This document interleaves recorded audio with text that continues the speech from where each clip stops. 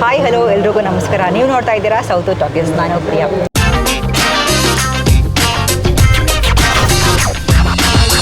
ಯಶ್ ಶೆಟ್ಟಿ ಅವರು ಇವತ್ತು ನಮ್ಮೊಟ್ಟಿಗೆ ಇದ್ದಾರೆ. ಬನ್ನಿ ಅವ್ರನ್ನ ಮಾತನಾಡಿಸ್ತಾ ಹೋಗೋಣ. ಸರ್ ಮೊದಲನೇದಾಗಿ ನಮಸ್ಕಾರ. Thank you ma'am. ಹೇಗಿದ್ದೀರಾ? ಚೆನ್ನಾಗಿದ್ದೀನಿ, ನೀವು ಹೇಗಿದ್ದೀರಾ? ನಾನು ಚೆನ್ನಾಗಿದ್ದೀನಿ. ನಾವು ರೀಸೆಂಟಾಗಿ ಪದೇ ಸಿಕ್ಕಿದ್ದೀವಿ. ರೈಸ್ ಆಫ್ ಅಶೋಕ್ ಆಗಿರ್ಬೋದು, ಕರಿಕಾಡ್ ಆಗಿರ್ಬೋದು, ಪಟ ಅಂತ ಸಿಕ್ಕಿದ್ವಿ. ಆ್ಯಕ್ಚುಲಿ ಮಾತಾಡಿಸ್ಬೇಕು ಅಂದರೆ ಖುಷಿ ಆಗುತ್ತೆ. ಯಾಕೆಂದರೆ ಒಬ್ಬ ಆ್ಯಕ್ಟರ್ ಯಾವಾಗಲೂ ಕೂಡ ಆಲ್ವೇಸ್ ಬ್ಯುಸಿ ಆಗಿರಬೇಕು ಪ್ರತಿಯೊಂದು ಸಿನಿಮಾದಲ್ಲೂ. ಇಲ್ಲ ಅಂದರೆ ಜನ ಮರ್ತು ಬಿಡ್ತಾರೆ ಸರ್ ಇವಾಗ, ಅಲ್ವಾ? ಇಲ್ಲ, ಯಾವತ್ತೂ ಕೂಡ ಕನ್ನಡ ಇಂಡಸ್ಟ್ರಿ ಆಗಿರ್ಬೋದು, ಕನ್ನಡ ಜನ ಆಗಿರ್ಬೋದು, ರೀಸೆಂಟ್ 10 ಇಯರ್ಸಿಂದ ಯಾವತ್ತೂ ನನ್ನನ್ನು ದೂರ ಮಾಡಿಲ್ಲ. ಬ್ಯಾಕ್ ಟು ಬ್ಯಾಕ್ ವರ್ಕ್ ಕೊಡ್ತಾ ಹೋಗಿದ್ದಾರೆ. ಆ ಥರ ವರ್ಕ್ ಕೊಟ್ಟಿದ್ದರಿಂದ ಇವತ್ತು ನಾನು ಕೇಳಿಗೆ ಇಲ್ಲಿ ಬಂದು ಕೂತಿದ್ದೀನಿ. ಆ್ಯಕ್ಚುಲಿ ಸರ್ ಒಂದು ಖುಷಿ ಆಗುತ್ತೆ ಏನು ಅಂದರೆ, ಆ್ಯಕ್ಚುಲಿ ನಮ್ಮ ಕನ್ನಡದಲ್ಲೇ ಸಾಕಷ್ಟು ಜನ ಟ್ಯಾಲೆಂಟ್ಸ್ ಇದ್ದಾರೆ ಸರ್. ಕೆಲವೊಂದು ಏನಾಗುತ್ತೆ, ಕೆಲವೊಂದು ಸಿನಿಮಾಗಳಲ್ಲಿ ಅಂದರೆ ಬೇರೆ ಬೇರೆ ಇಂಡಸ್ಟ್ರಿಯಿಂದ ಕರ್ಕೊಂಡು ಬಂದಿದ್ದು ಮಾಡ್ತಾರೆ. ಸೊ ಇಲ್ಲಿನವ್ರಿಗೆ, ಇಲ್ಲಿ ಪ್ರತಿಭೆಗಳಿಗೆ ಒಂದು ಆಪರ್ಚುನಿಟಿ ಕೊಟ್ಟರೆ ನಮ್ಗಳು ಖುಷಿ ಆಗುತ್ತೆ. ಬಿಕಾಸ್ ಏನಕ್ಕೆ ಇಲ್ಲಿ ಅಷ್ಟು ಜನ ಒಳ್ಳೊಳ್ಳೆ ಟ್ಯಾಲೆಂಟ್ಸ್ಗಳಿದ್ದಾರೆ. ಸೊ ಇದ್ರ ಬಗ್ಗೆ ತಾವೇನು ಹೇಳ್ತೀರಾ? ಖಂಡಿತ ಮ್ಯಾಮ್. ಏನಂದರೆ ಅದನ್ನು ನಾನು ತಪ್ಪಂತ ಹೇಳಲ್ಲ. ಈಗ ಕೇಳಿನ ತಗೊಳ್ಳಿ, ನೀವು 150 ಕೋಟಿ ಖರ್ಚು ಮಾಡಿಬಿಟ್ಟು ಮಾಡಬೇಕಾದ್ರೆ ಸಂಜೆ ಹೊತ್ತು ಬೇಕೇ ಬೇಕು. ಈಗ ನಾವು ಅಷ್ಟು ದುಡ್ಡು ಹಾಕಿ ಮಾಡ್ತೀವಿ ಅಂದಾಗ ಅವರು ಇಲ್ಲಿಂದ ಬಂದ್ರೆ ಅಂತಲ್ಲ, ಆ ಫೇಮ್ ಅಲ್ಲಕ್ಕೊಂದು ಅಷ್ಟೊಂದು ಸ್ಟ್ರಾಂಗ್ ಇರುವಂಥ ಕ್ಯಾರೆಕ್ಟರ್ ಬೇಕಾಗಿರುತ್ತೆ. ಕರ್ಕೊಂಬರೋದ್ರಲ್ಲಿ ಏನೂ ತಪ್ಪಿಲ್ಲ. ಆ ಟೈಮಲ್ಲಿ ಸ್ಥಳೀಯ ಪ್ರತಿಭೆ. ಈಗ ನಾನು ಇಲ್ಲೇ ಅವನೇ, ನನಗೆ ಒಂದು ಮೇಜರ್ ರೋಲ್ ನನಗೂ ಕೊಟ್ಟಿದ್ದಾರೆ ಪ್ರೇಮ್ ಸರ್. ಕೊಟ್ಟು ಅದನ್ನು ಎಷ್ಟು ಚೆನ್ನಾಗಿ ಮಾಡೋಕ್ಕಾಗುತ್ತೆ ಅದು ಚೆನ್ನಾಗಿ ಮಾಡಿಸಿದ್ದಾರೆ ನನ್ನ ಹತ್ರ. ಈಗ ನಾನು ಇದನ್ನು ಹೆಂಗೆ ಹೇಳ್ಬೇಕಂತಂದರೆ, ಈಗ ಯಾರಿಗೂ ಕೂಡ ಈಗ ಮೊದಲು ಕಷ್ಟ ಇಲ್ಲ ಈಗ, ಸರಿನಾ? ಈಗ ನನಗಿಂತ ಜಾಸ್ತಿ ಈಗ ಇನ್ಸ್ಟಾಗ್ರಾಮ್ ಯಾರೋ ರೀಲ್ಸ್ ಮಾಡ್ತಿದ್ದಾರಲ್ಲ, ಅವ್ರಿಗೆ ಫಾಲೋವರ್ಸ್ ಜಾಸ್ತಿ ಇದ್ದಾರೆ, ಸರಿನಾ? ಈಗ ಯಾರಿಗೂ ಅವಶ್ಯಕತೆ ಇಲ್ಲ. ಈಗ ಟ್ಯಾಲೆಂಟ್ ಹಂಗೆ ಕೆಲಸ ಸಿಗ್ತಿಲ್ಲ ಅಂತ ಹೇಳ್ಬಿಟ್ಟು ರಕ್ಷಿತ್ ಶೆಟ್ಟಿ ಒಂದು ಒಳ್ಳೆ ಮಾತು ಹೇಳ್ತಾರೆ. ಏನಂತಂದರೆ, ಯಾರನ್ನ ಕಾಯಬೇಡಿ ನೀವು, ನಿಮ್ಮ ಹತ್ರ 4K ಮೊಬೈಲ್ ಇದೆ, ನೀವದನ್ನು ಶೂಟ್ ಮಾಡ್ಕೊಂಡು ಶಾರ್ಟ್ ಮೂವಿನ ಏನೋ ಒಂದು ಮಾಡಿ, ನಿಮ್ಮ ಸ್ಟ್ರೆಂತ್ ನಿಮ್ಗೆ ಏನಂತ ಗೊತ್ತಾಗುತ್ತೆ. ಒಂದ್ಸಲ ನಿಮ್ಗೆ ಯಾವುದೇ ಡೈರೆಕ್ಟರ್ ಹೋಗ್ಬಿಟ್ಟು ನಾನು ಮಾಡ್ತೀನಿ ಅಂದರೆ ಯಾರು ಒಪ್ಪಲ್ಲ. ಸರ್ ನೋಡಿ ನಾನು ಮಾಡಿದ್ದೀನಿ ಅಂತ ನೀವು ಪ್ರೇಮಲ್ಲಿ ತೋರಿಸಿದಾಗ, ನೀವು ನೋಡಿದಾಗ ಇವನೇನೋ ಮಾಡ್ತಾನೆ ಅಂತ ಅನಿಸ್ಬಿಡುತ್ತೆ. ಆ ಕೆಲಸ ನೀವೇ ಸ್ಟೆಪ್ ತಗೊಂಡು ಮಾಡಿ. ಹೌದು ಸರ್, ಎಕ್ಸಾಕ್ಟ್ಲಿ ನೀವು ಹೇಳ್ದಂಗೆ ಕರೆಕ್ಟ್. ಬಿಕಾಸ್ ಯಾವುದೇ ಒಂದು ಮನುಷ್ಯ ಐಡಿಯಲ್ಲ ಕೂತಿರಬಾರ್ದು. ಬಿಕಾಸ್ ಅವರೇ ಆಪರ್ಚುನಿಟಿಗಳನ್ನ ಹುಡುಕೊಂಡು ನಾವು ಮಾಡುವಂಥದ್ದು. ಇವಾಗ KD ಬಗ್ಗೆ ಮಾತನಾಡೋದಾದರೆ, ಇವಾಗ ನೀವು ಈ ಪ್ರಾಜೆಕ್ಟ್ಗೆ ಹೇಗೆ ಬಂದ್ರಿ? KD ಸರ್, ಪ್ರೇಮ್ ಸರ್ ನಿಮ್ಮನ್ನು ಯಾವ ರೀತಿ ಅಪ್ರೋಚ್ ಮಾಡಿದ್ರು? ನಿಮ್ಮ ಪಾತ್ರದ ಕುರಿತಾಗಿ ಅದೇನು ಅಪ್ರೋಚ್ ಅಂತ ಇಲ್ಲ. ನಾನು ಅವ್ರ ಜೊತೆಗೆ ಏಕಲವ್ಯ ಮೂವಿಯಲ್ಲಿ ಮಾಡಿದ್ದೆ. ಒಂದು ಒಳ್ಳೆ ಬಾಂಡಿಂಗ್ ಇತ್ತು, ಅಣ್ಣ ತಮ್ಮನ ಬಾಂಡಿಂಗ್ ಇದೆ. ಇವತ್ತು ನಾನು ಬಾಯಿ ತುಂಬ ಅಣ್ಣ ಅಂತ ಕರಿತೀನಿ ಅವರನ್ನು. KD ಮೂವಿ ಮಾಡಬೇಕಾದ್ರೆ ನಂಗೆ ಕಾಲ್ ಮಾಡಿದ್ರು. ಇಲ್ಲೇ ಇದ್ದಾರೆ ಚಂದ್ರನ್ ಅವ್ರು ಫಸ್ಟ್ ಕಾಲ್ ಮಾಡಿದ್ರು. ಎಲ್ಲಿದ್ದರೆ ಬನ್ನಿ ಅಣ್ಣ ಕರೀತಿದ್ದಾರೆ ಅಂತ ಹೇಳ್ಬಿಟ್ಟು. ಸೊ ನಾನು ಯಾವುದೇ ಇಂಟರ್ವ್ಯೂಲ್ಲಿ ಇದ್ದೆ, ಮುಗಿಸ್ಕೊಂಡು ಆಫೀಸಿಗೆ ಹೋದೆ. ನೆಕ್ಸ್ಟ್ ಮಾಡ್ತಾಯಿದ್ದೀನಿ, ಇದು ಒಳ್ಳೆ ರೋಲ್ ಇದೆ ಮಾಡಬೇಕಂತಂದ್ರು. ಸರ್ ಓಕೆ ಅಂತ ಆಯಿತು. ಆಮೇಲೆ ಆವಾಗ ಕನ್ನಡಕ್ಕಂತಲೇ ಇತ್ತು KD. ಆಮೇಲೆ ಪ್ಯಾನ್ ಇಂಡಿಯಾ ಅಂತ ಹೋದಾಗ ಆ ಪ್ಲೇಸ್ಮೆಂಟಿಗೆ ಇನ್ನೂ ನನಗಿಂತ ಸ್ಟ್ರಾಂಗ್ ಇರುವಂಥ ಯಾರಾದ್ರು ಬಂದರೆ ಚೆನ್ನಾಗಿರುತ್ತಂತ, ಅದು ಯಾರೇ ಆದ್ರೂ ಮಾಡೇ ಮಾಡ್ತಾರೆ. ನಾಳೆ ನಾನು ಇದು ಮಾಡ್ತಾನು ಪ್ಯಾನ್ ಇಂಡಿಯಾ ಅಂತಂದಾಗ ಅದಕ್ಕೆ ಇನ್ನೂ ಸ್ಟ್ರಾಂಗ್ ಕ್ಯಾರೆಕ್ಟರ್ ಬಂದು ಚೆನ್ನಾಗಿರುತ್ತೆ ಅಂತ ಅಂದ್ಕೋತಾರೆ. ಅಲ್ಲಿಗಾಯಿತು. ಅದು ಬೇರೆ ಇದಾಯಿತು. ನಾನೇನು ಬೇರೆ ಮಾಡೋದಂತ ಇತ್ತು, ಎಲ್ಲ ಇತ್ತು. ಆಮೇಲೆ ಫೈನಲಿ ಪ್ರೇಮ್ ಸರ್ಗೆ ಏನು ಅನಿಸ್ತು ಗೊತ್ತಿಲ್ಲ, ಇಲ್ಲ ಯಶನ ಕರಿ ಅವನೇ ಮಾಡಲಿ ಅಂತ ಹೇಳ್ಬಿಟ್ಟು ವಾಪಸ್ ನನಗೆ ಆ ರೋಲ್ ಕೊಟ್ಟರು. ಸೊ ನನ್ನ ಲಕ್ ಅದು. ಆಮೇಲೆ ಕಾಸ್ಟ್ಯೂಮ್ಸ್ ಟ್ರಯಲಲ್ಲಿ ಆಯಿತು, ಮ್ಯಾನರಿಸಮ್ ಟ್ರಯಲಲ್ಲಿ ಆಯಿತು, ವಾಕಿಂಗ್ ಸ್ಟೈಲ್ ಹೆಂಗಿರಬೇಕು ವಿತ್ ಶೂ ಜೊತೆಗೆ ಅದೆಲ್ಲನೂ ಆಯಿತು. ಅವ್ರು ಎಲ್ಲನೂ ಇಷ್ಟ ಆಯಿತು. ಕೊಡಬೇಕಾದ್ರೆ ಕ್ಯಾರೆಕ್ಟರ್ ಕೊಡಬೇಕಂತ ಹೇಳಿದ್ರು. ತುಂಬ ಒಳ್ಳೆ ಕ್ಯಾರೆಕ್ಟರ್ ಇದು, ತುಂಬ ಚೆನ್ನಾಗಿ ಮಾಡು, ತುಂಬ ಡೆಡಿಕೇಟೆಡ್ ಆಗಿ ಮಾಡು, ಒಳ್ಳೆಯದಾಗುತ್ತೆ ನನಗೆ ಅಂತ ಹೇಳಿದ್ರು. ನನಗೆ ಹಾರೈಸಿದ್ರು ಸ್ಟಾರ್ಟಿಂಗಲ್ಲಿ. ಈಗ ನನಗೆ ನೆನಪಾಗ್ತಿದೆ ಅದನ್ನು. ಖಂಡಿತವಾಗಿ ಅವ್ರು ಹೇಳ್ದಂಗೆ ಮೂವಿ ಚೆನ್ನಾಗಾಗುತ್ತೆ. ಚೆನ್ನಾಗಾದ್ಮೇಲೆ ನೀವು ಥಿಯೇಟರ್ನ ಹೊರಗೆ ಬಂದಾಗ ಖಂಡಿತವಾಗಿಯೂ ಕವಿ ಕ್ಯಾರೆಕ್ಟ್ರಲ್ಲಿ ನೀವು ಯಶ್ ಶೆಟ್ಟಿನ ತುಂಬ ಚೆನ್ನಾಗಿ ಎಂಜಾಯ್ ಮಾಡ್ತೀರಾ. ಸರ್ ಆಲ್ರೆಡಿ ಏನೋ ಒಂದು ಹೈಪ್ ಸಿಕ್ಕಾಪಟ್ಟೆ ಅಂದರೆ ಕ್ರಿಯೇಟ್ ಆಗಿದೆ. ಆಮೇಲೆ ಇವಾಗ KD KDಯ ಒಂದು ಫೀವರ್ ಆಲ್ರೆಡಿ ಶುರು ಆಗಿಬಿಟ್ಟಿದೆ ಅಂತ ನಾವು ಹೇಳ್ಬೋದು. ಬಿಕಾಸ್ ಏನಕ್ಕೆ ನಿನ್ನೆ ಅಷ್ಟೇ ನಮ್ಮ ವಿಷ್ಣು ಸೇನಾ ಸಮಿತಿ ಆಗಿರ್ಬೋದು, ಯಶ್ ಬಾಸ್ ಫ್ಯಾನ್ಸ್ ಆಗಿರ್ಬೋದು, ಇವರೆಲ್ಲರ ಕಡೆಯಿಂದ 350 ಟಿಕೆಟ್ ಪರ್ಚೇಸ್ ಆಗಿದೆ KDಗೆ ಆಲ್ರೆಡಿ. ಒಳ್ಳೇದಲ್ವ? ಈಗ ಯಾರು ಇಂಟರ್ವ್ಯೂ ಮಾಡಿದವರು ಅಂದರು, Darshan sir fans, Sudeep sir fans, ಇವರೆಲ್ಲರೂ ಟಿಕೆಟ್ ತೆಗೆತಿದ್ದಾರೆ. ಇದು ಇಂಡಸ್ಟ್ರಿ ಒಗ್ಗಟ್ಟು. ಎಕ್ಸಾಕ್ಟ್ಲಿ. ಇದು ಯಾವತ್ತು ಅದು ಹೊಡೆದೋಗ್ಬೇಡ. ನಾಳೆ ಸುದೀಪ್ ಸರ್ ಮೂವಿ ಮಾಡಿದಾಗ, ದರ್ಶನ್ ಸರ್ ಮಾಡಿದಾಗ, ಇನ್ನು ಯಾರೇ ಶಿವಣ್ಣ ಆಗಿರ್ಬೋದು, ಧ್ವನಿ ವಿಜಯ್ ಸರ್ ಮಾಡಿದಾಗ ನಾವೆಲ್ಲರೂ ಸಾಥ್ ಕೊಡಬೇಕು ಅವರಿಗೆ. ಒಳ್ಳೆ ಮೂವಿ ಮಾಡಿದ್ರೆ ಖಂಡಿತವಾಗಿ ಎಲ್ಲರೂ ಸಾಥ್ ಕೊಟ್ಟು ಅದನ್ನು ಬೆಳೆಸ್ಬೇಕು. ಇದರಿಂದ ಏನಾಗುತ್ತೆ, ಯೂನಿಟಿ ಸ್ಟ್ರಾಂಗ್ ಆಗ್ತಾ ಹೋಗುತ್ತೆ. ಸೊ ನಾವೆಲ್ಲ ದೊಡ್ಡವರೆಲ್ಲ ಸ್ಟ್ರಾಂಗ್ ಆಗ್ತಿದ್ದಾಗ ನಾವೆಲ್ಲ ಚಿಕ್ಕವರೆಲ್ಲ ಸ್ಟ್ರಾಂಗ್ ಆಗಿ ಶುರು ಆಗ್ತೀವಿ. ಇದು ಒಳ್ಳೆ ವಿಷಯ. ಎಕ್ಸಾಕ್ಟ್ಲಿ.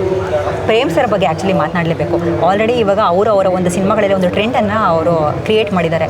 ಪ್ರಾಬಬ್ಲಿ ಈ ಒಂದು ಸಿನಿಮಾ ಅವರ ಕೆರಿಯರ್ಗೆ ಬೆಂಚ್ ಮಾರ್ಕ್ ಆಗೋದ್ರಲ್ಲಿ ಅಂದರೆ ಸಂದೇಹನೇ ಇಲ್ಲ ಅಂತ ನಾವು ಹೇಳ್ಬೋದು. ಮತ್ತೊಂದು ಇಂಪಾರ್ಟೆಂಟ್ ಆಸ್ಪೆಕ್ಟ್ ಏನು ಅಂದರೆ ಸರ್, ಅವರ ಸಿನಿಮಾಗಳನ್ನ ನಾವು ಆ್ಯಕ್ಚುಲಿ ನೋಡಿದಾಗ ಒಂದು ಕಡೆ ಎಮೋಷನ್ ಇರುತ್ತೆ, ಇರುತ್ತೆ, ಮಾಸ್ ಎಲಿಮೆಂಟ್ಸ್ಗಳಿರುತ್ತೆ, ಟೆಕ್ನಿಕಲ್ ಕ್ರಾಫ್ಟ್ ಕೂಡ ತುಂಬ ಅದ್ಭುತವಾಗಿರುತ್ತೆ.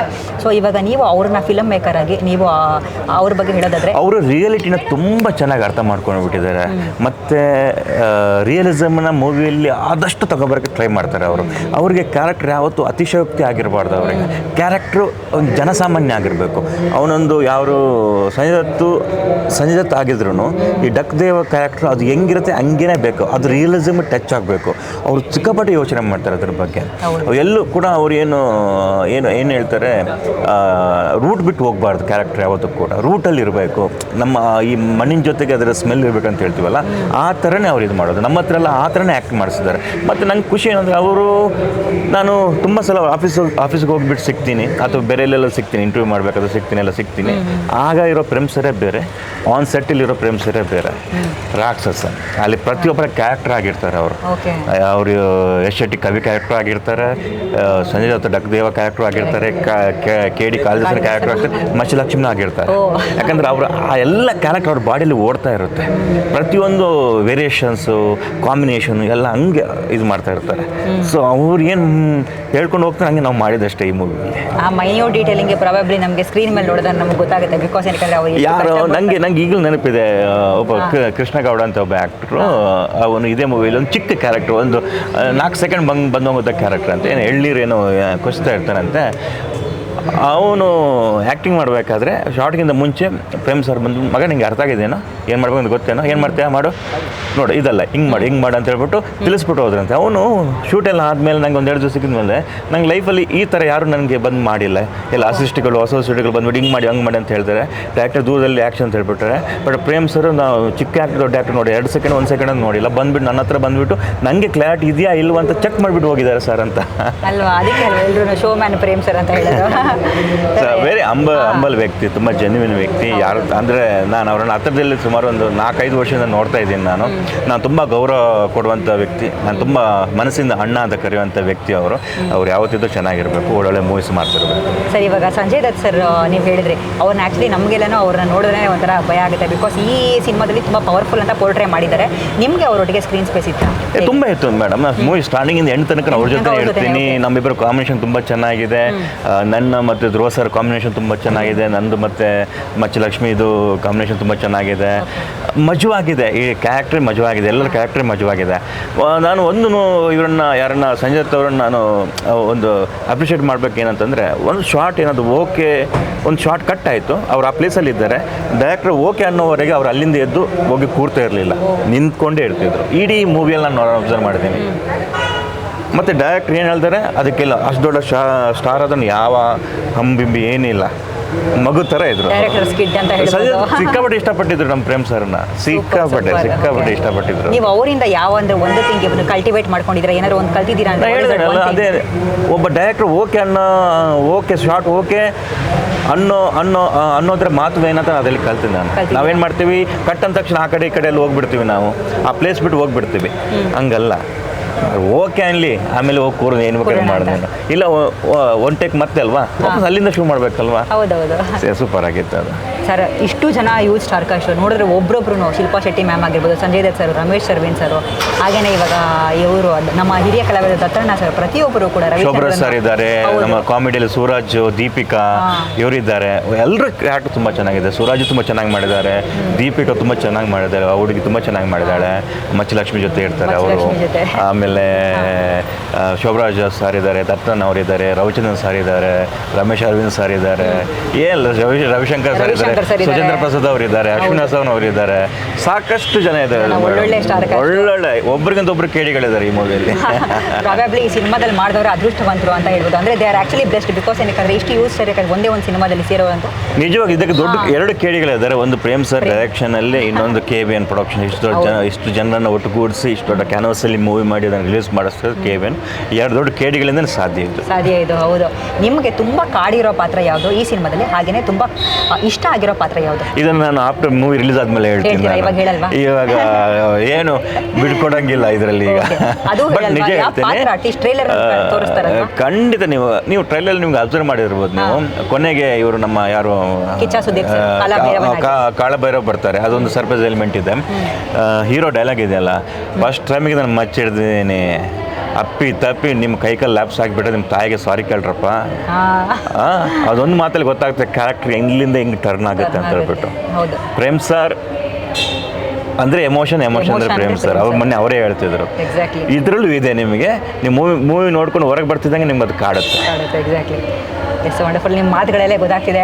ನಾವು ಕೂಡ ಅಷ್ಟೇ ಎಕ್ಸೈಟೆಡಾಗಿ ಕಾಯ್ತಾ ಇದ್ದೀವಿ ಸರ್, ಏಪ್ರಿಲ್ 30 ಯಾವಾಗುತ್ತೋ, ಯಾವಾಗ ಈ ಸಿನಿಮಾವನ್ನು ನೋಡ್ತೀವೋ ಅಂತ ಅಷ್ಟೊಂದು. ಸೊ ಇವಾಗ ನೀವು ನಿಮ್ಮ ಒಂದು ಸ್ಟೈಲಲ್ಲಿ ನಮ್ಮ ಆಡಿಯನ್ಸ್ಗೆ ಪ್ರೀತಿಯಿಂದ ಏಪ್ರಿಲ್ 30ಕ್ಕೆ ಈ ಸಿನಿಮಾಗೆ ಬನ್ನಿ ಅಂತ ಕರೆದುಬಿಡಿ, ನಿಮ್ಮ ಸ್ಟೈಲಲ್ಲಿ ಡೈಲಾಗ್ ಮುಖಾಂತರ. ಹಾಯ್, ನಾವೆಲ್ಲರೂ 3 ವರ್ಷದಿಂದ ಕಷ್ಟಪಟ್ಟಿದ್ದು ಎಕ್ಸಾಮ್ ಬರೆದಿದ್ವಿ. ಅದರ ರಿಸಲ್ಟ್ ಈಗ ಏಪ್ರಿಲ್ 30ಕ್ಕೆ ರಿಲೀಸ್ ಆಗ್ತಾಯಿದೆ. ನಮಗಂತೂ ನಿಜವಾಗ್ಲೂ ಇಡೀ ತಂಡಕ್ಕೆ ನಾವು ಫುಲ್ ಕಾನ್ಫಿಡೆಂಟ್ ಆಗಿದ್ವಿ. ಈ ಮೂವಿ ನಿಮ್ಮನ್ನು ತುಂಬ ಎಂಟರ್ಟೈನ್ಮೆಂಟ್ ಮಾಡುತ್ತೆ ಅಂತ ಹೇಳ್ಬಿಟ್ಟು. ಖಂಡಿತವಾಗಿ ಮಾಡೇ ಮಾಡುತ್ತೆ. ನಾನು ಕವಿ ಪಾತ್ರದಲ್ಲಿ ಕಾಣಿಸ್ಕೊಂಡಿದ್ದೀನಿ ಆ ಮೂವಿಯಲ್ಲಿ. ನನ್ನ ನೋಡೋಕ್ಕೆ ಬನ್ನಿ, ನಮ್ಮ KD ಮೂವಿ ನೋಡೋಕ್ಕೆ ಬನ್ನಿ, ಧ್ರುವ ಸರ್ ನೋಡೋಕ್ಕೆ ಬನ್ನಿ, ಸಂಜಯ್ ದತ್ ಅವ್ರು ನೋಡೋಕ್ಕೆ ಬನ್ನಿ, ನಮ್ಮ ಪ್ರೇಮ್ ಸರ್ ಮೂವಿ ಇದು, ಅವ್ರು ನೋಡೋಕ್ಕೆ ಬನ್ನಿ. ಇದು ಏಪ್ರಿಲ್ 30ಕ್ಕೆ KD ರಿಲೀಸ್ ಆಗ್ತಿದೆ. ಯಾರು ಮಿಸ್ ಮಾಡಬೇಡಿ, ನೋಡಿ. ಡೈಲಾಗ್ ಮುಖಾಂತರ ಹೇಳಿ ಸಾರ್, ನಿಮ್ಮ ಡೈಲಾಗ್ ಮುಖಾಂತರ ಹೇಳ್ಬಿಡಿ. ಇಲ್ಲ, ನಾನು ಏನು ನೀವು ಮೂವಿ ಆದ್ಮೇಲೆ ನೀವು ರಿಲೀಸ್ ಆದ್ಮೇಲೆ ಕೇಳಿ ಮಾಡೋಣ ಅದನ್ನು. Thank you so much sir. ಮತ್ತಷ್ಟು ಒಳ್ಳೊಳ್ಳೆ ಪ್ರಾಜೆಕ್ಟ್ಸ್ಗಳು ನಿಮಗೆ ಸಿಗ್ತಾ ಇರಲಿ, ಹೀಗೆ ಭೇಟಿ ಆಗ್ತಾ ಇರೋಣ. Thank you so much sir.